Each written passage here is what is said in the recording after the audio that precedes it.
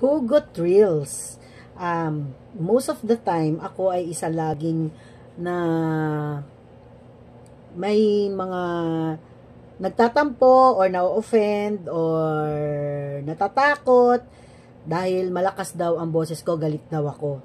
Oh, no! So, sa laman ng lahat, para sa inyong lahat na mga kaibigan ko, kamag-anak ko, acquaintance ko, kasama sa trabaho, papaliwanag ko na po, ako po ay may malakas na boses.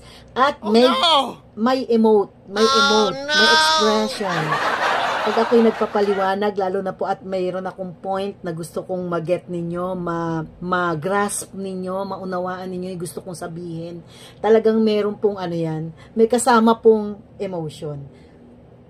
Imagine na lang, kung halimbawa nagpapaliwanag ako na walang emotion, ganito po yun. Ganito ang gagawin natin. Ganyan, ganyan. Ayusin natin ang trabaho natin. Hindi ko po kaya.